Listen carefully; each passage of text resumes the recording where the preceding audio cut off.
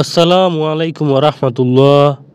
প্রিয় দর্শকবৃন্দ, আজকের ভিডিওতে আমরা আলোচনা করব আল্লাহর এক অতি গুরুত্বপূর্ণ নাম ও তার আমল সম্পর্কে, যে আমল করলে ইনশাল্লাহ আপনার দোয়া দ্রুত কবুল হবে এবং হৃদয়ের আশা পূর্ণ হবে। আমরা অনেক সময় দোয়া করি, কিন্তু দেরিতে কবুল হয় বা কখনো কখনো কবুল হয় না বলে মনে হয়। অথচ আল্লাহ সুবহানাল্লাহ তাআলা কোরআনে প্রতিশ্রুতি দিয়েছেন, তোমাদের প্রভু বলেছেন, আমাকে ডাকো, আমি তোমাদের দোয়া কবুল করব। আজ আমরা শিখব আল্লাহর নামের একটি বিশেষ আমল। আল্লাহর নাম ইয়া আল্লাহু 111 বার পড়া।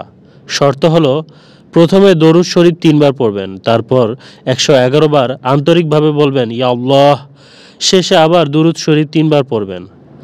আপনি যদি আমল করেন তাহলে আল্লাহর রহমতে দোয়া দ্রুত কবুল হবে, হৃদয়ে আশাপূর্ণ হবে ইনশাল্লাহ। তবে অবশ্যই খেয়াল রাখতে হবে, আমল করবেন আল্লাহর সন্তুষ্টির জন্য, হালাল উদ্দেশ্যে।